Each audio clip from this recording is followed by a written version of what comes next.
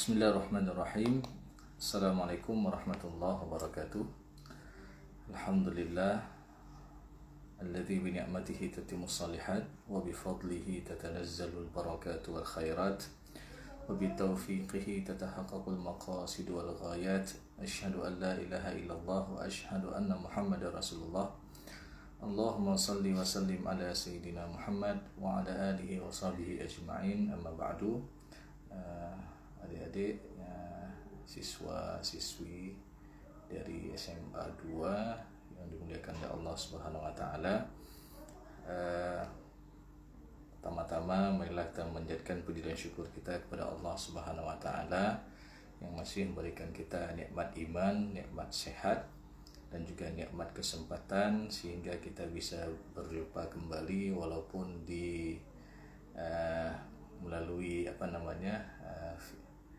dunia virtual ini ya, dalam rangka untuk menambah pengetahuan ilmu agama. Dan sebagaimana kajian kita pada malam yang berbahagia ini masih kita berbincang seputar pembagian harta warisan di dalam Islam. Baik, berbicara tentang masalah ibadah kita kepada Allah Subhanahu wa taala, tentu di sana ada ibadah mahdhah dan ada ibadah ghairu mahdhah ya. Ibadah mahdhah adalah ibadah langsung kaitannya hubungan kita dengan Allah Subhanahu wa taala. Sebagaimana kita mengerjakan ibadah salat, kita berpuasa di bulan Ramadan, kita membayar zakat, haji dan lain sebagainya, itu dikatakan dengan ibadah mahdhah. Sedangkan nanti ada ibadah ghairu mahdhah, yaitu yang berkaitan dengan muamalah kita sehari-hari, saling bantu dan lain sebagainya, itu dianggap sebagai ibadah ghairu mahdhah. Dan juga perlu kita ketahui bahwasanya di dalam Islam Allah Subhanahu wa taala telah mengatur setiap kehidupan kita dari sejak kita lahir ya sampai kita meninggal. Tentu di sana ada aturan-aturan. Allah buat rule, Allah buat aturan-aturan yang mana aturan-aturan itu harus kita patuhi, jangan sampai kita melampaui daripada ketentuan daripada Allah Subhanahu wa taala. Dan juga terkait juga tentang permasalahan orang setelah meninggal ya, di sana ada fardu kifayah ya, seperti memandikan jenazah, mensalatkan, mengkafankan dan menguburkan jenazah. Dan setelah itu juga jangan kita lupakan di sana juga ada satu kewajiban yang harus kita laksanakan, tentu berkaitan dengan pembagian harta warisan daripada almarhum. Dan juga perlu kita ketahui bahwasanya ketika kita berbicara tentang masalah waris, tentu kita berbicara tentang masalah hak, karena pada hakikatnya Allah Subhanahu wa taala telah menentukan hak bagian masing-masing ahli waris. Dan kalau kita lihat di dalam Al-Qur'an itu sangat jelas sekali Allah Subhanahu wa taala menyebutkan bagian masing-masing ahli waris secara rinci ya, di mana di dalam surat An-Nisa ayat ke-7 Allah Subhanahu wa taala membincangkan permasalahan ataupun secara global, di mana Allah berfirman lirrijali nasibum mimma tarakal walidani wal aqrabun walin nisa'i nasibum mimma tarakal walidani wal aqrabun mimma qalla minhu aw kathur nasiban mafruḍa. Bagi laki-laki ada bagian sepeninggal orang tuanya ataupun kerabatnya. Walin nisa'i nasibun, bagi perempuan juga ada bagian sepeninggal orang tuanya ataupun kerabatnya. Mimma qalla minhu aw kathur, sedikit atau banyak, nasiban mafruḍa, bagian yang telah Allah tentukan. Maka jemaah yang dimuliakan oleh Allah Subhanahu wa taala, tatkala kita melihat asbabun nuzul An-Nisa ayat ke-7, di mana kalau kita lihat asbabun nuzulnya di mana ada salah seorang daripada sahabat Rasulullah SAW yang meninggal dunia, yaitu Sa'ad ibn Rabi' yang ketika itu syahid dalam perang Uhud, ya. Yang mana ketika Sa'ad ibn Rabi' meninggal dalam perang Uhud, syahid dalam perang Uhud, ya. Lalu datang istri Sa'ad ibn Rabi' dengan membawa 2 orang anak perempuannya ini menghadap Rasulullah SAW dengan mengatakan, "Ya Rasulullah, hatani ibnata Sa'ad ibn Rabi'." 2 anak perempuan ini adalah anak daripada Sa'ad ibn Rabi', yang mana Sa'ad bin Rabi' telah syahid dalam perang Uhud. Wa anna 'ammahuma akhadha malahuma falam yada' lahuma mala. Sedangkan paman daripada kedua anak perempuan ini, ya berarti abang Sa'ad bin Rabi' ataupun adiknya, mengambil semua hartanya tanpa ditinggalkan sedikit pun kepada anak-anak perempuannya ini. Lalu Allah Subhanahu ataupun Rasulullah SAW mengatakan, yaqdillahu fi dzalik, Allah akan memutuskan perkara kalian. Sehingga turun An-Nisa ayat ke-7 yang mengatakan bagi laki-laki ada bagian, bagi perempuan juga ada bagian sepeninggal orang tua ataupun kerabatnya. Dan ini tentu membantah apa-apa yang berlaku masa jahiliyah dahulu, di mana pada masa jahiliyah, jemaah yang dimuliakan oleh Allah SWT, orang mendapatkan harta warisan yaitu hanya diberikan kepada laki-laki yang dewasa yang ikut berperang. Jadi kepada setiap laki-laki, man yarkabu farsan wa yahmilu sayfan, yang menunggangi kuda dan mengangkat senjata. Jadi hanya itu saja yang mendapatkan harta warisan di masa jahiliyah, ya. Kemudian kita lihat juga di masa jahiliyah, ya, orang bisa mendapatkan harta warisan karena kenapa? Karena mereka bersumpah, ya. Contoh, seorang bersumpah, darahku darahmu, aku mewariskan kepadamu dan kamu mewariskan kepadaku. Maka orang jahiliyah dahulu, mereka ketika bersumpah itu benar-benar dilaksanakan sumpahnya, ya. Mungkin ini berbeda dengan zaman sekarang, orang sudah sumpah dengan Al-Quran untuk berlaku adil dengan jabatannya dan lain sebagainya, tapi kadang-kadang dia, ya, tidak melaksanakan sumpah atau janji yang sebagaimana yang dia sumpahkan tersebut. Jadi intinya jemaah yang dimuliakan oleh Allah Subhanahu wa taala, apa-apa yang berlaku masa jahiliyah dahulu tentu dibatalkannya dengan datangnya Islam. Jadi Islam memberikan hak kepada para wanita. Islam meninggikan hak derajat wanita. Islam tentu tidak membedakan antara laki-laki dan perempuan. Oh, kalau ada yang mengatakan, Ustadz, kenapa dalam pembagian harta warisan laki-laki itu lebih banyak 2:1 dengan perempuan? Ya, ini sering nih, apalagi orang-orang gender mempertanyakan permasalahan tersebut. Ya, kenapa ini? Kenapa laki-laki itu lebih banyak daripada perempuan?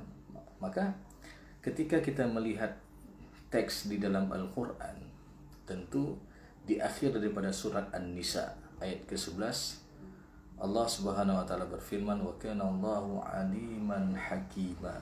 Sesungguhnya Allah Maha mengetahui dan lagi Maha bijaksana. Jadi jangan pernah kita tanyakan dengan kalimat kenapa, seakan-akan kita ingin merubah hukum Allah. Tapi kita tanya dengan kalimat apa hikmahnya sih Allah Subhanahu wa taala menentukan bagian demikian? Apa hikmahnya Allah Subhanahu wa taala memberikan hak laki-laki lebih besar dibandingkan dengan perempuan? Maka kalau kita lihat secara umum ataupun dari segi, ya, hak dan kewajiban, tentu laki-laki dia berkewajiban untuk memberikan nafkah. Makna wajib itu apa? Wajib itu dalam pengertian fikihnya, seseorang akan mendapatkan pahala apabila dia mengerjakannya, dan dia akan berdosa ketika dia meninggalkan perbuatan tersebut. Ya. Jadi wajib, seorang pria wajib menafkahi perempuan, seorang laki-laki wajib menafkahi wanita, istrinya, ya, termasuk orang tuanya dan lain sebagainya. Maka ini kalimat wajib sekali lagi. Dia wajib menafkahi, maknanya kalau dia laksanakan dia dapat pahala, kalau tidak dilaksanakan dia berdosa. Maka ini, hukum ini berlaku atas bagi setiap lelaki. Apakah bagi perempuan dia wajib menafkahi? Tidak. Maka bagi perempuan yang mungkin diberikan izin bekerja oleh suaminya, lalu dia mendapatkan penghasilan, lalu dia ikut membantu keluarga untuk dalam hal nafkah, maka apa yang diberikan oleh istrinya tersebut dia mendapatkan pahala sedekah. Dan tentu saja dalam hal sedekah ini, sedekah yang paling afdal adalah sedekah yang diberikan kepada keluarganya. Jadi jemaah yang dimuliakan oleh Allah Subhanahu wa taala, tentu saja apa-apa tadi yang berlaku masa jahiliyah ini dibatalkan. Kalau kita lihat ya masalah 2:1 tadi ya, sesungguhnya Allah Subhanahu wa taala Maha Adil. Bukan berarti Islam ini merendahkan derajat wanita ya. Bahkan Islam meninggikan derajat wanita dengan memberikan hak yang sebelumnya di masa jahiliyah tidak diberikan apa-apa. Dan kalau kita lihat hikmah yang lain, misalkan kita contohkan ketika seorang meninggal dunia,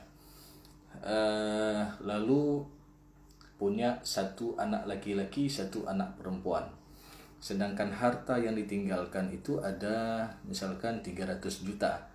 Berarti untuk laki-laki dia dapat 200 juta, untuk perempuan dia dapat 100 juta ya. Memang kalau kita lihat dari segi besar kecilnya, wah besar kali laki-laki nih, 2:1 nih, laki-laki 200, perempuan 100. Maka kita lihat lagi misalkan kalau yang laki-laki ini sudah beranjak usia dia untuk menikah, misalkan dia harus bayar mahar lagi ya. Apalagi sekarang 1 gramnya udah hampir 1 juta ya. Jadi tentu dia harus mempersiapkan persiapan maharnya, kemudian untuk persiapan pesta perkawinannya ya. Kalau di Aceh itu ada adat asotalam, asokama dan lain sebagainya ya. Jadi katakanlah habis 100 juta. Setelah habis 100 juta ya, tinggal 100 juta lagi. Kalau dia sudah menikah, dia yang laki-laki ini juga wajib menafkahi istrinya lagi.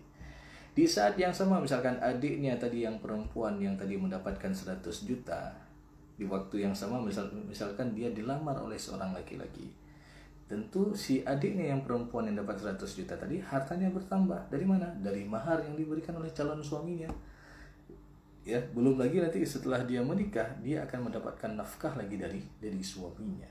Maka Allah Subhanahu wa taala Maha Adil. Dan juga kalau kita lihat kasus satu persatu ya, kaedah 2:1 itu hanya pada 4 kondisi saja. Yaitu ketika ada anak laki-laki, anak perempuan. Kalau nggak ada anak, beralih ke cucu laki-laki dan cucu perempuan dari anak laki-laki.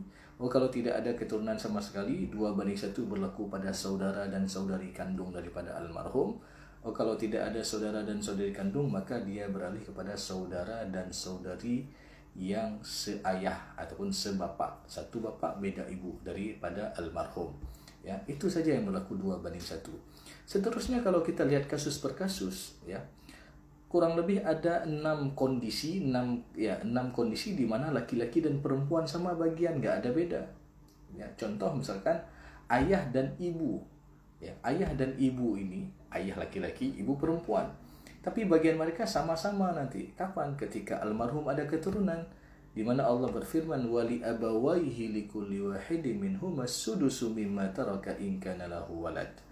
Jadi bagi laki-laki ataupun wali abawaihi, untuk kedua orang tua almarhum, ayah dan ibu daripada almarhum, likulli wahidin minhum as-sudus, setiap mereka dapat 1/6, ayah 1/6, ibu 1/6, enggak ada beda ya. Jadi in kana lahu walad, jikalau almarhum ada meninggalkan keturunan. Kita lihat kasus yang lain, misalkan seorang meninggal, ada suami ya, ada suami dan ada saudari kandung ya. Suami dia dapat bagian setengah, dia laki-laki. Saudari kandung, adik daripada almarhum, dia dapat juga bagian setengah ya. Jadi ini nggak ada beda. Kenapa saudari kandung dapat bagian setengah? Karena almarhum nggak ada keturunan dan tidak ada lagi orang tua misalkan. Maka saudari kandung kakak yang perempuan ataupun adiknya yang perempuan 1 orang saja dapat setengah. Jadi sama ini bagian. Maka kalau kita lihat lebih lanjut lagi ya, hampir 8 kasus di mana nanti ada perempuan lebih banyak dapat daripada laki-laki ya. Bahkan nanti dalam kondisi tertentu hanya perempuan saja yang dapat, laki-laki nggak dapat. Maka kalau kita lihat kasus satu persatu ya, tentu ini akan terbantahkan orang yang mengatakan bahwasanya Islam ini apalagi orang gendernya Islam mendiskriminasikan perempuan dan sebagainya. Padahal Islam memuliakan dan mengangkat harkat derajat wanita.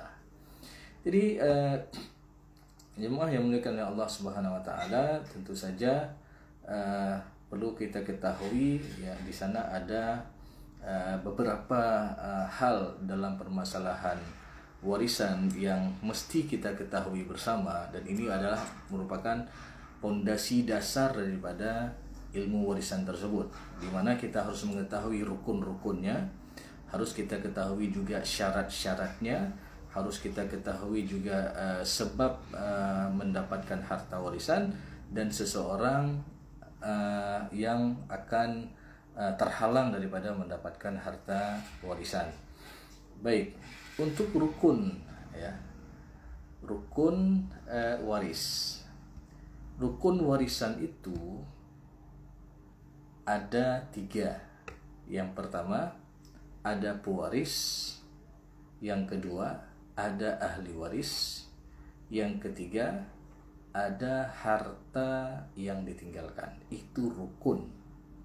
Maknanya kalau tidak ada salah satu daripada 3 hal yang kita sebutkan tadi, tidak berlaku masalah waris. Contoh misalkan ada orang meninggal nggak ada harta, maka di sana tidak berlaku masalah warisan ya.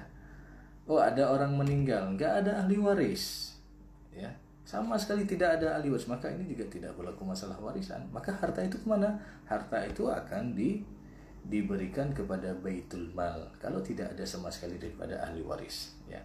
Maka rukun itu harus lengkap ya, sebagaimana kita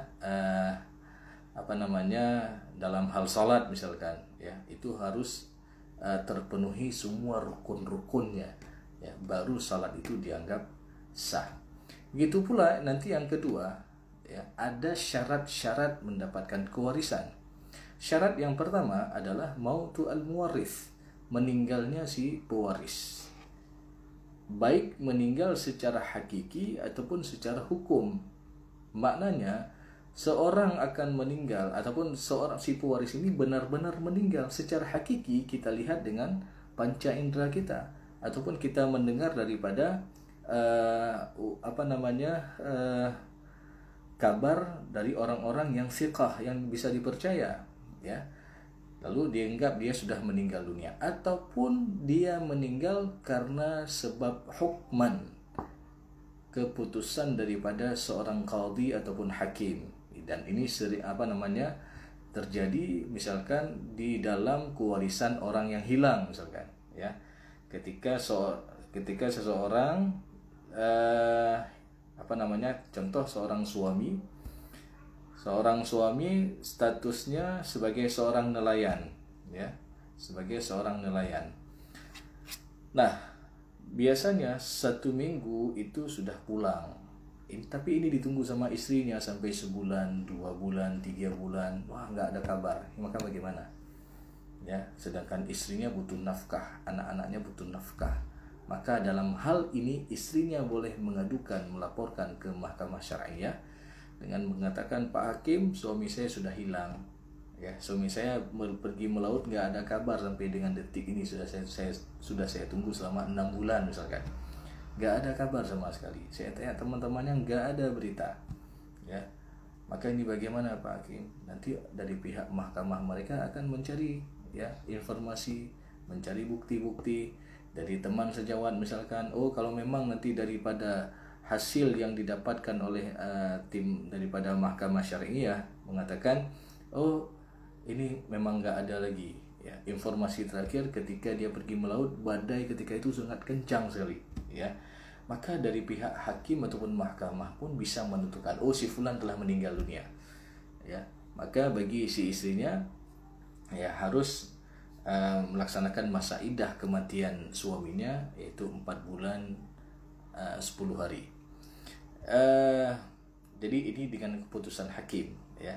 Yang kedua nanti ada syarat mendapatkan warisan hidupnya ahli waris, walau lahzah, walaupun terjadi perbedaan kematiannya hanya 1 detik. Contoh misalkan, pasang suami istri naik kendaraan bermotor, kemudian terjadi insiden kecelakaan, suaminya meninggal di tempat, istrinya sempat dibawa ke rumah sakit, diopname, siangnya meninggal dunia. Maka dalam hal ini ada 2 penentuan waris. Yang pertama, ketika suami meninggal, siapa yang masih hidup? Istri masih hidup, maka istri ada hak daripada harta suaminya. Kemudian yang kedua ditentukan, ketika istrinya meninggal, siapa yang masih hidup? Ada anak-anaknya, itu daripada hartanya itu akan beralih kepada anak-anaknya. Kalau tidak ada keturunan, maka diambil oleh pihak saudara daripada almarhumah istrinya tersebut. Ya, jadi ini syarat yang kedua. Tentu syarat yang ketiga, ya, nanti seseorang itu dia tidak terhalang daripada mendapatkan harta warisan. Apa saja yang membuat seseorang ini terhalang daripada mendapatkan harta warisan? Tentu yang pertama adalah adanya seseorang terhalang daripada mendapatkan harta warisan karena statusnya dia murtad, keluar daripada agama Islam. Ya. Contoh, ketika ada seorang anak murtad keluar daripada agama Islam, lalu beberapa hari kemudian orang tuanya meninggal dunia, maka anak yang murtad tersebut tidak mendapatkan harta warisan daripada orang tuanya yang muslim. Karena Rasulullah mengatakan orang muslim tidak mewariskan kepada orang kafir, begitu juga sebaliknya orang kafir tidak mewariskan kepada orang muslim. Ya. Kalau diberikan secara pemberian, maka ini sah-sah saja pemberian, ya. Tapi dalam hal warisan dia terhalang, ya, dia tidak dapat harta warisan. Begitu pula yang kedua, seseorang terhalang daripada mendapatkan harta warisan karena statusnya dia sebagai orang yang menghilangkan nyawa ahli warisnya, ataupun orang yang ketika dia membunuh seseorang tersebut sehingga dia menyebabkan dia mendapatkan harta warisan daripada orang tersebut. Contoh misalkan seorang anak membunuh orang tuanya, maka anak tersebut haram mendapatkan harta warisan, ya. Ataupun begitu juga seperti beberapa kejadian beberapa hari yang lalu, ini kejadian di Aceh.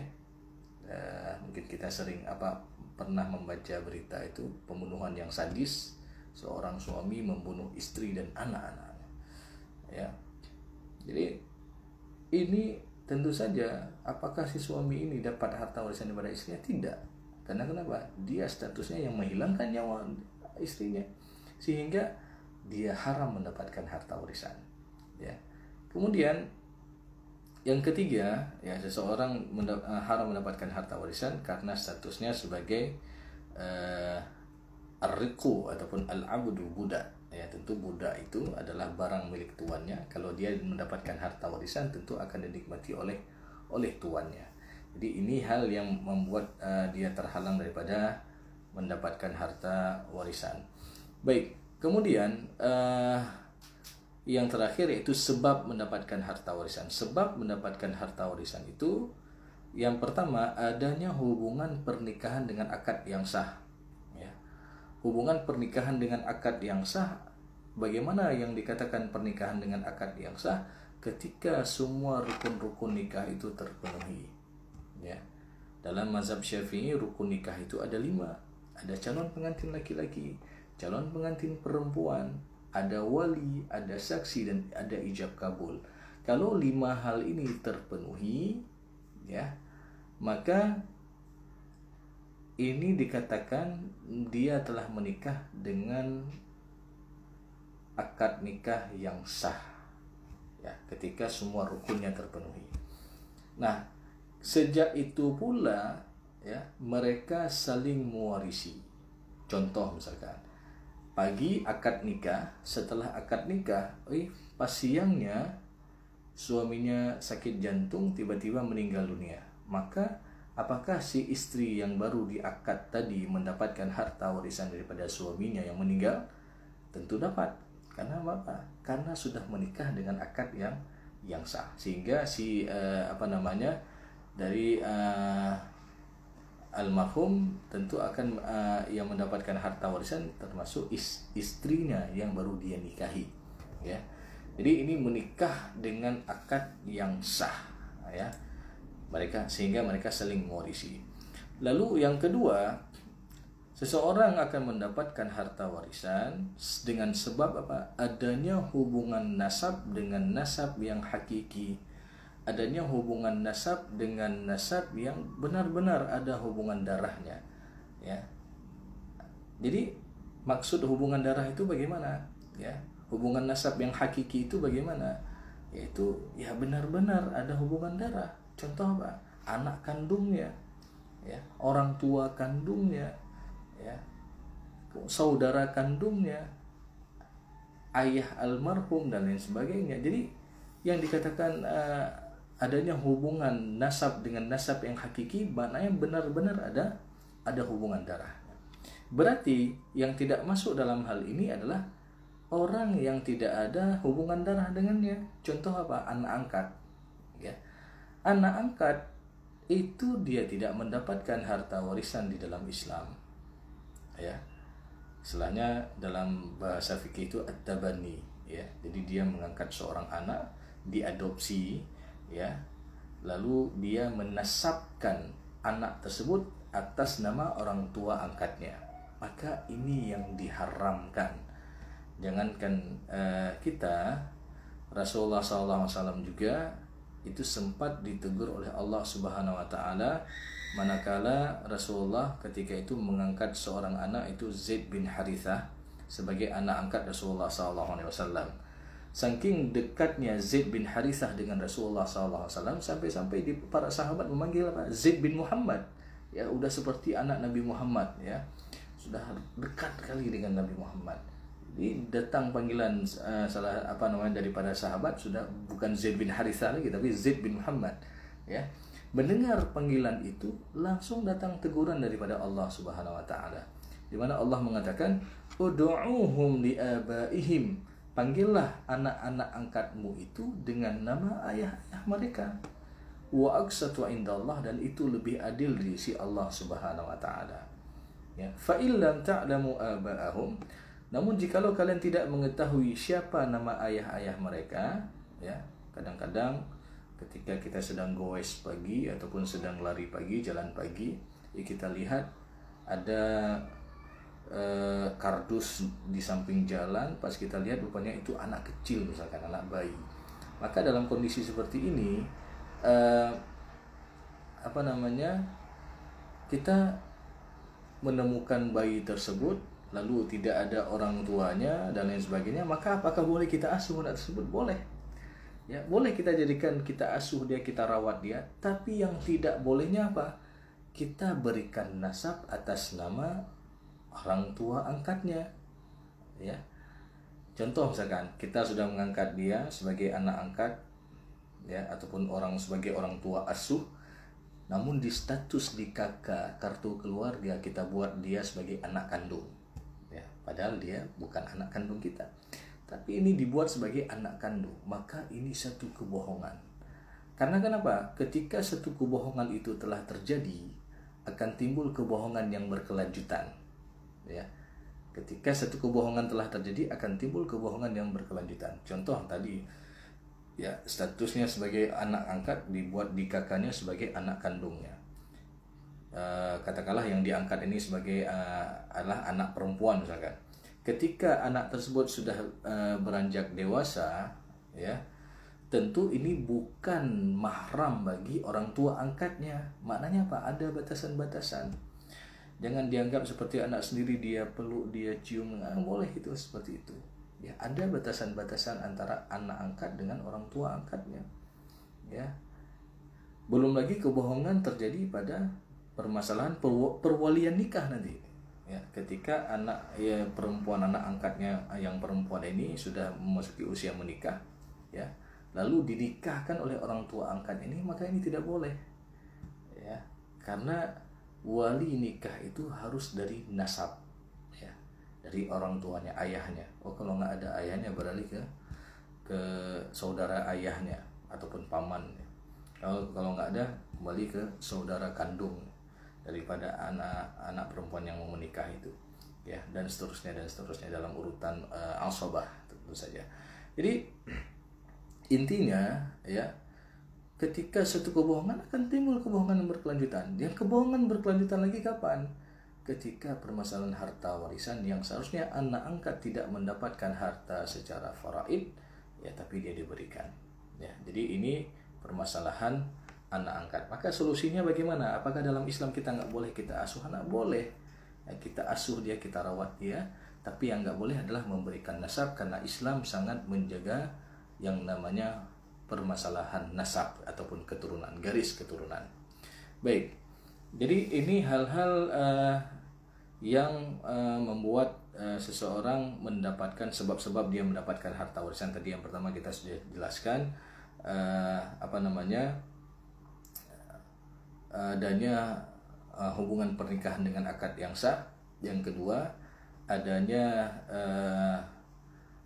hubungan nasab yang hakiki, ya, hubungan darah, ya. Dan yang ketiga nanti ada al-wala, ya, perwalian ataupun orang yang memerdekakan budak, ya. Mungkin zaman sekarang tidak ada perbudakan lagi. Maknanya apa?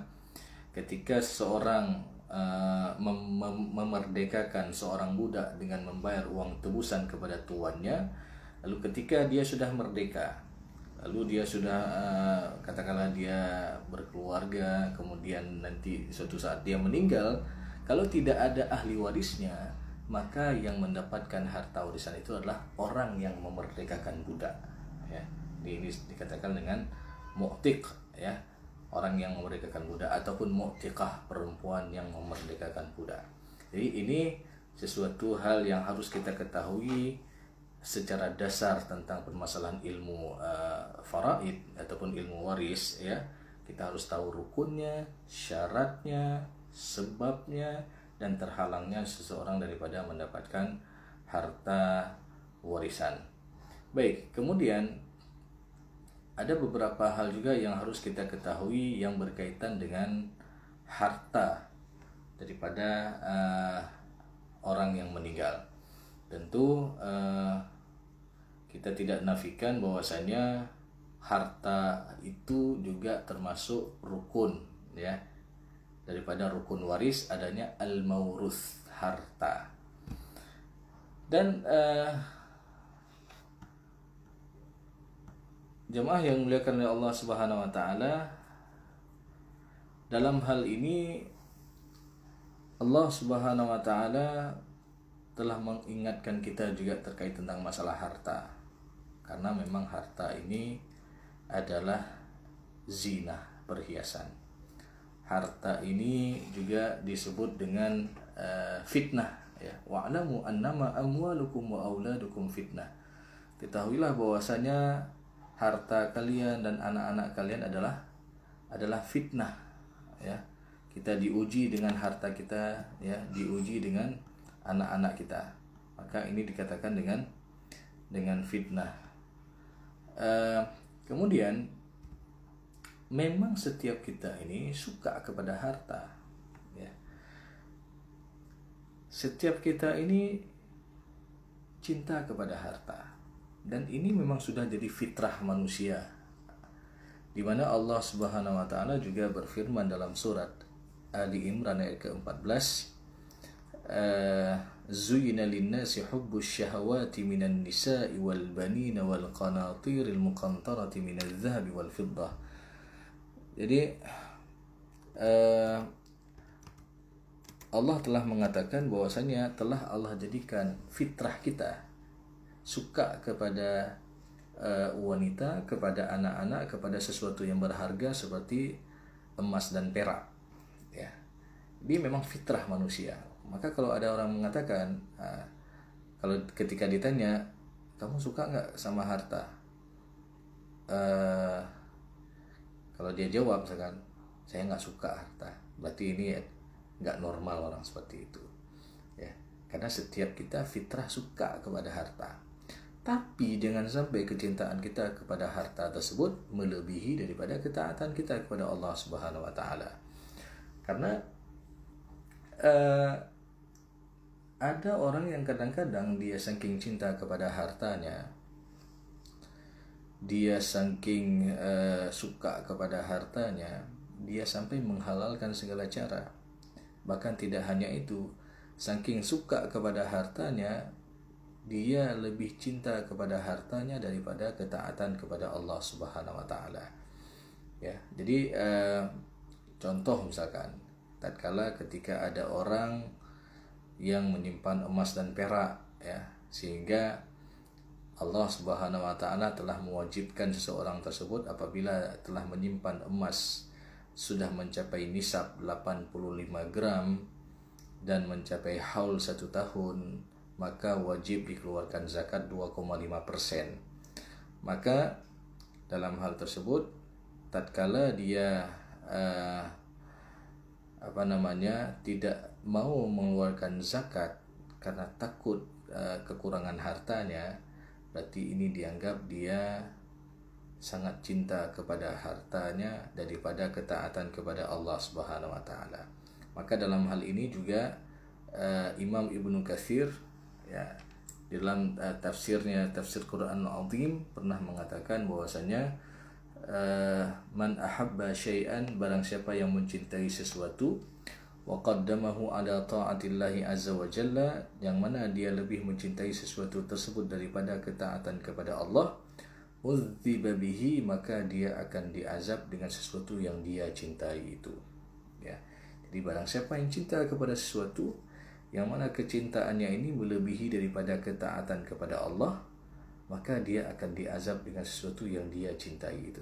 Contoh seperti orang yang sangat cinta kepada emas dan perak, ya, sangat cinta kepada emas dan peraknya, saking sampai dia tidak mau mengeluarkan zakat, ya. Maka dalam hal ini, ya, Allah Subhanahu wa taala berfirman dalam surat At-Taubah ayat ke-34, di mana Allah mengatakan walladzina yaknizuna adh-dhahaba wal fiddah, dan orang-orang yang menyimpan emas dan perak, wala yunfiqunaha fi sabilillah, lalu dia tidak mau berinfak jalan Allah, fabashshirhum bi'adzabin alim, maka berikanlah kabar gembira dengan azab yang pedih. Jadi orang-orang yang menyimpan emas dan perak lalu dia tidak mau mengeluarkan zakatnya, tidak mau berinfak di jalan Allah, maka kata Allah, berikanlah kabar gembira dengan azab yang pedih. Apa azab yang Allah berikan kepada orang tersebut? Yauma yuhma 'alaiha fi nari jahannam, kelak di hari akhir nanti dia akan dipanaskan dengan api neraka ketika dia telah menjadi lempengan emas yang panas. Lalu Allah katakan fatukwa biha jibahuhum wa junubuhum wa zuhuruhum, akan ditempel dan digosok di 3 bagian anggota tubuh yang sensitif, di dahi mereka, di lambung mereka, dan di punggung mereka. Lalu Allah katakan apa? Hadza ma kanastum li anfusikum fadzuqu ma kuntum taknizun, maka rasakanlah ini yang dulu kalian simpan, yang mana kalian lebih mencintai hal tersebut daripada ketaatan kepadaku. Maka Imam Ibnu Katsir dalam tafsir dan tafsir Quran Al-Azim pernah mengatakan bahwasanya beliau membuat sebuah kaidah, man ahabba syai'an, barang siapa yang mencintai sesuatu, wa qaddamahu ala ta'atillahi azza wa jalla, dan dia lebih mencintai sesuatu tersebut daripada ketaatan kepada Allah, udziba bihi, maka dia akan diazab dengan sesuatu yang dia cintai itu. Jadi ini hati-hati. Jadi ini masalah harta, ya, ini adalah suatu masalah yang sensitif, dan masalah harta ini juga, ya, salah satu daripada ujian daripada Allah Subhanahu wa taala. Kadang-kadang kalau kita berbicara lagi tentang masalah warisan, ketika nggak ada harta akur-akur saja antara abang beradik dan lain sebagainya. Namun ketika sudah ada harta, satu petak tanah saja, itu kadang-kadang jadi musibah, ya, jadi malapetaka di antara para ahli warisnya, sampai-sampai ada yang saling caci memaki, ya, saling caci maki, saling memfitnah. Kemudian ada yang memakan harta secara zalim yang bukan haknya, ada yang sampai pukul-pukul, bukan hanya itu, ditanamkan kebencian lagi kepada anaknya. Ini nggak usah kamu pergi ke rumah paman kamu ya. Jadi seperti itu. Dan na'udzubillah ada yang sampai membunuh karena sepetak tanah warisan. Maka jemaah yang muliakan oleh Allah Subhanahu wa taala, penting bagi kita untuk mengetahui setidaknya permasalahan-permasalahan yang mendasar yang berkaitan dengan pembagian harta warisan di dalam Islam, dan juga kita harus mengetahui konsep harta di dalam Islam yang sebenarnya. Makanya jangan sampai kita lebih mencintai harta tersebut daripada ketaatan kita kepada Allah. Dan tentu saja sekali lagi, jangan sampai harta warisan itu yang seharusnya itu menjadi nikmat. Kenapa kita katakan harta warisan ini nikmat? Karena harta yang kita dapat tanpa kita harus bekerja, harta yang kita dapat tanpa kita harus mengeluarkan keringat, maka ini menjadi suatu nikmat. Tapi ketika ini tidak disadari adalah suatu nikmat, maka dia akan berubah menjadi malapetaka, akan berubah menjadi musibah di antara para ahli warisnya. Oleh karena itu, jemaah yang muliakan oleh Allah Subhanahu wa taala, marilah sama-sama kita terus coba mengkaji permasalahan harta warisan di dalam Islam ini. Mudah-mudahan sekali lagi harta yang kita dapatkan ini benar-benar berkah tanpa harus menzalimi hak orang lain, dan mudah-mudahan harta yang kita dapatkan ini mampu kita pertanggungjawabkan di sisi Allah Subhanahu wa taala di hari akhir nanti. Mungkin ini saja yang dapat saya sampaikan untuk malam yang berbahagia ini. Aqulu qauli hadza wa astaghfirullah li wa lakum wa lisal mu'minin. Wassalamualaikum warahmatullahi wabarakatuh.